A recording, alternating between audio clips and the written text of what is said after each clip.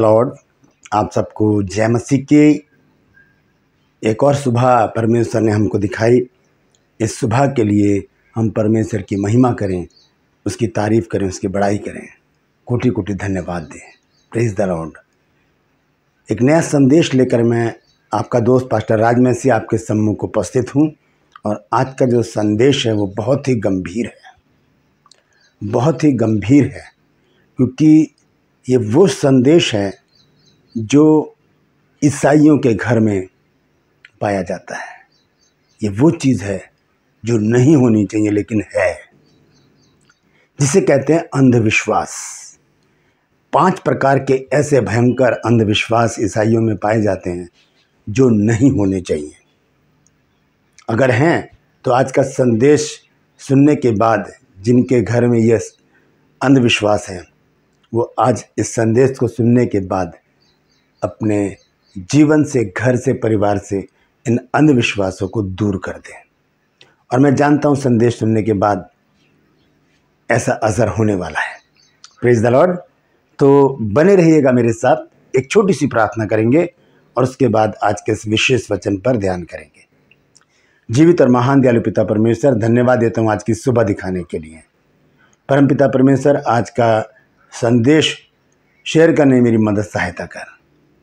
मेरे होठों को, मेरे दिल दिमाग को छूकर ब्लेस कर। मेरी आत्मा, मेरा शरीर तेरे ही कब्जे में रहे, ताकि बोलने वाला मनुष्य नहीं बल्कि तेरा आत्मा हो। जितने भी लोग इस वचन को देख रहे हैं, सुन रहे हैं, सबको समझ बुद्धि ज्ञान दे प्रभु जी। हर एक की बुद्धि को खोल प्रभु जी। हर एक को आशीषित कर। हर एक की रोग बीमारियों को, चिंताओं को, परेशानियों को अपने सामर्थ्य नाम के द्वारा दूर कर। प्रभु यीशु के नाम से मांगता हूँ, आमीन। Praise the Lord. तो धन्यवाद देता हूँ आप सबका कि आप लोग बहुत स्नेह, बहुत प्रेम दिखा रहे हैं और अपना आदर मुझे दे रहे हैं इतने कमेंट्स करके और लाइक करके और वीडियोस को देखकर। मैं आपसे गुजारिश करता हूँ कि अपने प्रेयर रिक्वेस्ट भेजते रहिए, क्योंकि हम रेगुलर आपके लिए प्रार्थना कर रहे हैं। और आपके जीवन में प्रार्थना के ज़रिए कोई काम होता है तो उसे ज़रूर कमेंट सेक्शन में आकर लिखिए और बताइए कि प्रार्थना के द्वारा ये काम हो गया, ताकि हम उसके लिए परमेश्वर को धन्यवाद दे सकें। Praise the Lord. तो आइए आज के इस वचन को हम शुरू करेंगे। 5 प्रकार के अंधविश्वास हैं। देखिए, विश्वास जो है वो कितने प्रकार के होते हैं। सबसे पहले होता है विश्वास, फिर होता है अल्प विश्वास, यानी कि थोड़ी देर के लिए विश्वास किया फिर ख़त्म। एक होता है अविश्वास, जो नास्तिक लोग होते हैं, जो विश्वास ही नहीं करते। सबसे पहले क्या है? विश्वास, जो विश्वासी होते हैं प्रभु के लोग। फिर होता है अल्प विश्वास, जो थोड़ी देर के लिए विश्वास करते हैं, जैसे पतरस ने किया जब वो डूबने लगा। तीसरा है अविश्वास, जो नास्तिक लोग हैं, जो विश्वास ही नहीं करते प्रभु पर। भजन 14 के 1 पद पर मैंने बीते दिनों वचन दिया था कि मूर्ख ने अपने मन में कहा कि कोई परमेश्वर है ही नहीं। तीसरा। और चौथा होता है अंधविश्वास, यानी कि ऐसी चीज़ों पर विश्वास कर लेना जिनका कोई अस्तित्व ही नहीं है, जो कुछ महत्व ही नहीं रखती, उन पर विश्वास कर लेना, इसे कहते हैं अंधविश्वास। तो इन्हीं अंधविश्वासों के विषय पर आज हम बात करेंगे। 5 प्रकार के अंधविश्वास हैं जो ईसाई घरों में पाए जाते हैं। मैं और किसी भी जाति धर्म की बात नहीं कर रहा, मैं ईसाई धर्म की बात कर रहा हूँ। यहाँ पर भी अंधविश्वास पाया जाता है। तो सबसे पहला जो है उसको हम देखेंगे। क्या करते हैं लोग? गले में क्रॉस लटकाते हैं। गले में, देखिए आजकल तो एक शौक हो गया है। ईसाई ही नहीं, बहुत से नॉन क्रिश्चियन भी क्रॉस गले में लटकाते हैं। फिल्मों में भी हम देखते थे पहले। तो यहाँ पर मैं आपको बताना चाहता हूँ, बहुत से ईसाई लोग, क्रिश्चियन लोग जो हैं, वो जब गले में क्रॉस लटकाते हैं तो वो ये सोचते हैं कि अब हमें कोई डर नहीं है, क्योंकि हमने यीशु मसीह को अपने गले में लटका लिया है। ऐसी बात नहीं है। जब हम भजन संहिता 34 अध्याय और उसका 4 पद पढ़ते हैं तो वहाँ लिखा है कि मैं यहोवा के पास गया और उसने मुझे पूरी रीति से निर्भय कर दिया। क्रॉस लटकाने से हम निर्भय नहीं होते, हम परमेश्वर के पास आने से निर्भय होते हैं। इसी तरह से याकूब 4 अध्याय के 8 पद में लिखा है कि परमेश्वर के अधीन हो जाओ और शैतान का सामना करो तो वो तुम्हारे पास से भाग निकलेगा। ना शैतान का डर, ना किसी बात का डर, जब हम परमेश्वर के निकट आते हैं, परमेश्वर के पास आते हैं। Praise the Lord. तो गले में क्रॉस लटकाना नहीं, करना क्या है हमको? आइए देखेंगे लूका की पत्री और लूका रचित सुसमाचार उसका 14 अध्याय और उसकी 27 आयत। देखिए यहाँ पर क्या लिखा है, लूका रचित सुसमाचार 14 अध्याय के 27 पद। और जो कोई अपना क्रूस ना उठाए और मेरे पीछे ना आए वह भी मेरा चेला नहीं हो सकता। क्रूस को लटकाना नहीं है, उठा के चलना है। जो अपना क्रूस उठाकर मेरे पीछे ना चले वो मेरा चेला नहीं हो सकता। क्रूस उठाने के दो अर्थ हैं। पहला अर्थ है कि अपनी मृत्यु को अपने साथ लेकर चलना, अपनी मृत्यु को अपने साथ लेकर चलना, क्योंकि हम जिस प्रभु के अनुयायी हैं उसके तो पूरा संसार विरोधी है। कभी भी हम पर अटैक हो सकता है, कभी भी हमें मार डाला जा सकता है। तो यीशु मसीह ने कहा अपना क्रूस उठाकर मेरे पीछे हो। दूसरी बात है कि क्रूस जो होता है वो ना तो कागज़ का होता है, ना धागे का, ना किसी तिनके का, वो बड़े शतीर का होता है, बड़े जो मोटी लकड़ होती है उसका होता है। और जब हम उसे उठाते हैं तो हमारा एंगल ऐसे होता है, हम ऐसे झुके होते हैं।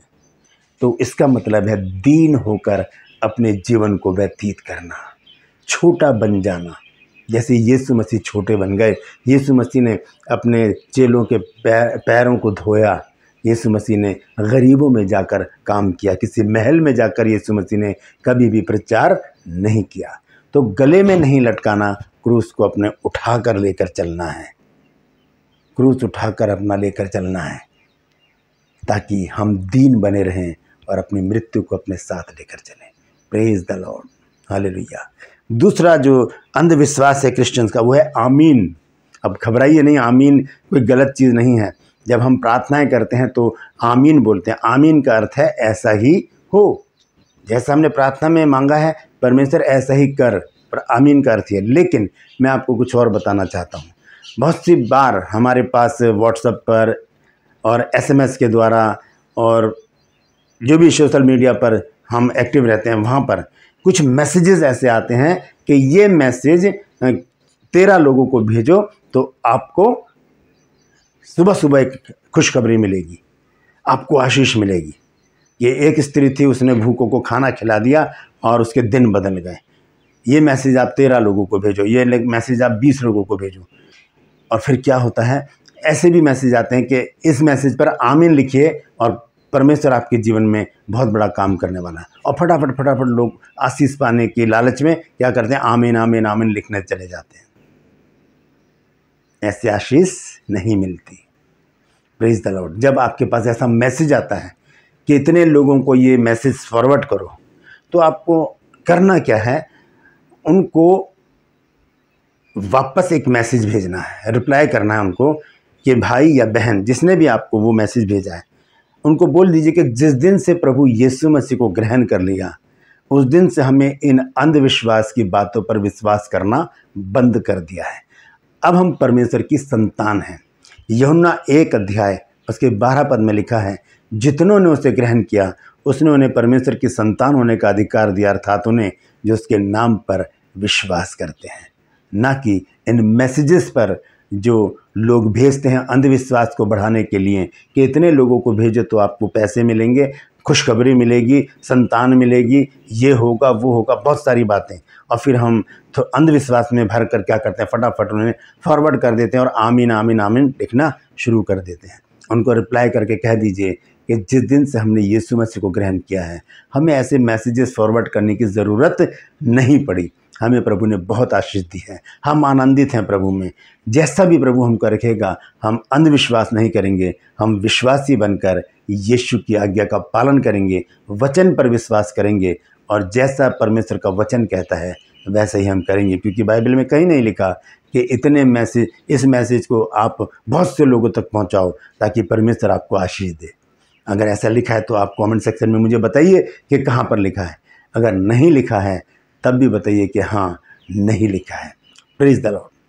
तीसरा जो अंधविश्वास है वो भी देखिए, बहुत सारे क्रिश्चियंस घर में हमने देखा है मनी प्लांट लगा होता है। मनी प्लांट एक पेड़ होता है, बेल, वो लगी होती है। बहुत सारे क्रिश्चियंस में बहुत बड़ी बड़ी पूरे घर उससे ढक जाते हैं। ईसाइयों का जो अंधविश्वास है कि मनी प्लांट अगर घर में होगा तो हमारे घर में पैसा आएगा। Praise the Lord. ये कितना बड़ा अंधविश्वास है मनी प्लांट का। एक वचन मैं पढ़ना चाहता हूँ, भजन संहिता 24 अध्याय और उसका 3, 4 और 5 पद। भजन संहिता 24 अध्याय 3, 4 और 5 पद। यहाँ लिखा है, यहोवा के पर्वत पर कौन चढ़ सकता है और उसके पवित्र स्थान में कौन खड़ा हो सकता है? जिसके काम निर्दोष और हृदय शुद्ध है, जिसने अपने मन को व्यर्थ बात की ओर नहीं लगाया और न कपट से शपथ खाई है। 5 आयत देखिए क्या कहता है, वह यहोवा की ओर से आशीष पाएगा और अपने उद्धार करने वाले परमेश्वर की ओर से धर्मी ठहरेगा। क्या लिखा है कि वो यहोवा की ओर से आशीष पाएगा और अपने उद्धार करने वाले परमेश्वर की ओर से धर्मी ठहरेगा। आशीष भी पाएंगे, धर्मी भी ठहरेंगे। लेकिन यहाँ पर एक बात क्लियर मैं आपको कर दूं कि पैसा आशीष नहीं होता। लोग पैसे को आशीष समझते हैं, लेकिन पैसा आशीष नहीं होता। आशीष का मतलब है परमेश्वर का आशीर्वाद। धन अलग चीज़ है, आशीर्वाद अलग चीज़ है। आइए देखेंगे नीति वचन 10 अध्याय उसका 22 पद। यहाँ पर इस प्रकार से लिखा है, धन यहोवा की आशीष ही से मिलता है और वह उसके साथ दुख नहीं मिलाता। धन और आशीष दोनों अलग अलग बातें। यहाँ पर लिखा है, धन यहोवा की आशीष ही से मिलता है, मनी प्लांट से नहीं मिलता। धन यहोवा की आशीष ही से मिलता है और वो उसके साथ दुख नहीं मिलाता। तो ये भी एक बहुत बड़ा अंधविश्वास है। ईसाइयों के घरों में जो मनी प्लांट पाया जाता है वो आशीष का कारण नहीं, आशीष का कारण है हमारा प्रभु। वो हमें जब आशीर्वाद देता है हम आशीषित होते हैं, क्योंकि हमने पढ़ा है नीति वचन 10 के 22 पद में कि धन यहोवा की आशीष से मिलता है और वो उसके साथ दुख नहीं मिलाता। ये तीसरा अंधविश्वास है ईसाइयों का। चौथा अंधविश्वास देखिए क्या है। 2 नवंबर का दिन, 2 नवंबर ईसाइयों के लिए बहुत खास होता है और इसे कहा जाता है मुर्दों की ईद। ये एक अंधविश्वास है। लोग कब्रिस्तानों में जाकर क्या करते हैं, वहाँ पर मोमबत्तियाँ जलाते हैं, कब्रों पर हार चढ़ाते हैं और क्या करते हैं, मिठाइयाँ और पकवान, शराब की बोतलें, कपड़े वहाँ पर रख कर आते हैं। क्या वो जो मर गए हैं वो बाहर निकल कर उनको खाएंगे, वो कपड़ों को पहनेंगे, शराबों को पिएंगे? ऐसा विश्वास है हमारा। इसे अंधविश्वास कहा जाता है। जिसे 2 नवंबर के दिन जब ईसाई लोग कब्रिस्तान में जाते हैं, और कब्रिस्तान भी बहुत अच्छी तरह से सजाया जाता है, लाइट वाइट लगाई जाती है, बहुत भीड़ होती है उस दिन वहाँ पर। तो इसके लिए एक वचन मैं आपको बताना चाहता हूँ। सबोपदेशक 12 अध्याय उसका 7 पद। वहाँ पर लिखा है कि मिट्टी ज्यों की त्यों मिट्टी में मिल जाएगी और आत्मा जिसे परमेश्वर ने दिया है वो परमेश्वर के पास लौट जाएगी। तो मिट्टी में मिल गई, उसमें कुछ भी नहीं बचा, और आत्मा परमेश्वर के पास पहुँच गई। तो कब्रिस्तान में क्या बचा है? हवा, शून्य, ज़ीरो, कुछ भी नहीं है वहाँ पर। तो फिर हम किसको खिलाने जाते हैं, किसको उड़ाने जाते हैं, किसको पिलाने जाते हैं? ये बहुत बड़ा अंधविश्वास है ईसाइयों में। इसको भी हमें अपने परिवार से, घर से, मन से, हृदय से दूर करना होगा, क्योंकि जो प्रभु में सो जाते हैं वो प्रभु के पास पहुंच जाते हैं और हम उनसे जल्दी मिलेंगे। हम उनसे जल्दी मिलेंगे। जब प्रभु यीशु मसीह आएंगे तब हम उनके साथ मिलेंगे। जो प्रभु में सोए हैं वो मिट्टी में नहीं है, वो कब्र में नहीं है, वो पैराडाइज में हैं। स्वर्ग के नीचे का जो स्वर्ग है वहाँ पर वो लोग इकट्ठे हैं। न्याय के समय सब इकट्ठे किए जाएंगे, तब हम उनसे मिलने पाएंगे। Praise the lord. 5वां और आखिरी जो अंधविश्वास है ईसाइयों का, वो देखिए कितना महत्वपूर्ण है। बहुत ही ऐसा है कि जिसमें सोचने पर मजबूर हो जाता है कि ऐसा क्यों कर रहे हैं लोग। करते क्या हैं कि बहुत से लोग मुझे भी प्रार्थना बुलाते हैं कि पास्टर जी इतनी तारीख को हमारे घर पर आ जाइएगा, हमारे बुजुर्ग गुजर गए थे, कोई गुजर गया था, उनका 40वां है।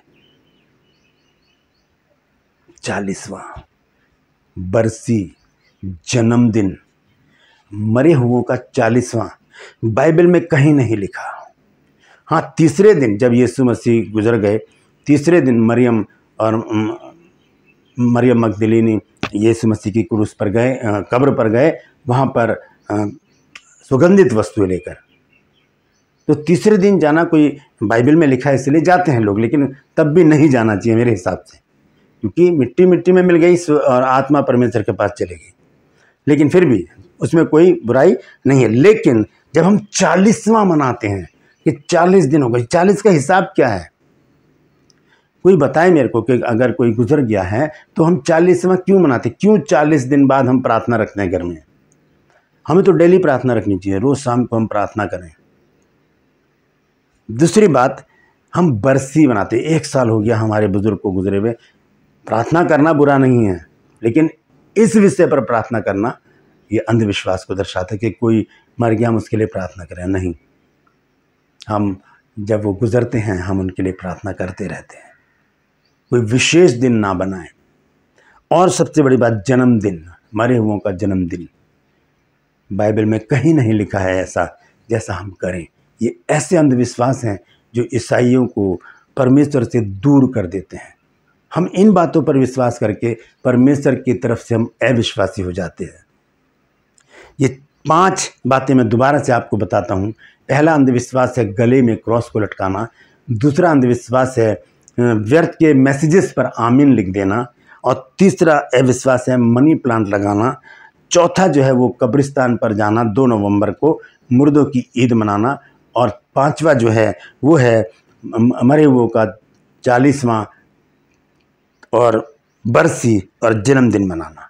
5वें के विषय में एक वचन मैं आपके साथ शेयर करना चाहता हूँ। 5वां जो अंधविश्वास है, जैसे कि मैंने बताया आपको, 40वां और बरसी मनाना। देखिए, एक आंखें खोल देने वाला वचन, पहला थिस्सलुनीकियों 4 अध्याय और 13 पद से मैं पढ़ूंगा। यहाँ पर लिखा है, हे भाइयों, हम नहीं चाहते कि तुम उनके विषय में जो सोते हैं, यानी कि जो मर गए हैं, अज्ञान रहो। ऐसा ना हो कि तुम औरों की नाई शोक करो जिन्हें आशा नहीं। हमें तो आशा है ना, हमें आशा है। आगे चलकर पौलुस यही बता रहे हैं कि हमें आशा है कि जब जो मर जाते हैं वो फिर से जी उठेंगे और हम फिर से उनसे मिलेंगे। आगे लिखा है, क्योंकि यदि हम प्रतीति करते हैं कि यीशु मरा और जी भी उठा। हम कैसे विश्वास करते हैं? क्योंकि हम क्या करते हैं, गुड फ्राइडे मनाते हैं, इसलिए यीशु मरा, हम इस बात पर विश्वास करते हैं और जी भी उठा। तो वैसे ही परमेश्वर उसे भी जो यीशु में सो गए हैं उसी के साथ ले आएगा। यीशु पर विश्वास करते हैं कि वो मरा और जी भी उठा। कैसे विश्वास करते हैं? क्योंकि हम ईस्टर संडे यानी कि रिजरेक्शन डे भी हम मनाते हैं, यीशु मसीह का पुनरुत्थान दिन। हम विश्वास करते हैं कि यीशु मरा और जी भी उठा, तो हमें इस बात पर भी विश्वास करना चाहिए कि तो वैसे ही परमेश्वर उन्हें भी जो यीशु में सो गए हैं उसी के साथ लेकर आएगा। तो वो यीशु मसीह के साथ आएंगे। फिर हम वो इस समय परमेश्वर के पैराडाइज में हैं, हम उनके लिए क्यों शोक मनाकर 40वां या बरसी या उनके जन्मदिन यहाँ पर सेलिब्रेट करें? हम उनसे फिर मिलेंगे। आगे देखिए क्या लिखा है 15 आयत में, क्योंकि हम प्रभु के वचन के अनुसार तुमसे कहते हैं कि हम जो जीवित हैं और प्रभु के आने तक बचे रहेंगे तो सोए हुओं से यानी कि मरे हुओं से कभी आगे ना बढ़ेंगे। क्योंकि प्रभु आप ही स्वर्ग से उतरेगा, उस समय ललकार और प्रधान दूत का शब्द सुनाई देगा और परमेश्वर की तुरही फूकी जाएगी और जो मसीह में मरे हैं वो पहले जी उठेंगे। Praise the Lord. और उसके बाद लिखा है, तब हम जो जीवित और बचे रहेंगे उनके साथ बादलों पर उठा लिए जाएंगे कि हवा में प्रभु से मिलें और इस रीति से हम सदा प्रभु के साथ रहेंगे। हम उनके साथ, किनके साथ? जो हमारे अजीज गुजर गए हैं उनके साथ, वो प्रभु में हैं। हम उनकी बरसी क्यों मनाएं? हम उनका 40वां क्यों मनाएं? हम क्यों शोक करें कि वो मर गए हैं? वो अभी भी जीवित हैं, क्योंकि उसके बाद जब न्याय होगा तब हम उनके साथ प्रभु के साथ रहने पाएंगे, बशर्ते कि हम ऐसे काम करें। हालेलुया। तो ये 5 जो अंधविश्वास हैं ईसाइयों के, वो आज मैंने बताए हैं। आप इस वचन के द्वारा परमेश्वर हम सबको आशीषित करें। आज आपने कुछ नया सीखा है तो कमेंट सेक्शन में आकर मुझे ज़रूर बताइएगा और बताइए कि मेरा प्रयास आपको कैसा लग रहा है। मेरे इस चैनल को सब्सक्राइब कीजिए, बेल आइकन को दबाइए ताकि नया वीडियो बिना व्यवधान के आपके पास पहुंच जाए। मेरी वीडियोस को लाइक कीजिए, शेयर कीजिए और कमेंट सेक्शन में आकर मुझसे ज़रूर बातचीत कीजिए। Praise the Lord. अपने निवेदन भेजते रहिए, प्रार्थना निवेदन, ताकि हम आपके लिए रेगुलर प्रार्थना करते रहें। आज के लिए बस इतना ही। फिर मिलूंगा एक नए संदेश के साथ, एक नया वीडियो लेकर। तब तक के लिए मुझे इजाज़त दीजिए, लेकिन अपना ख्याल रखिए। Praise the Lord.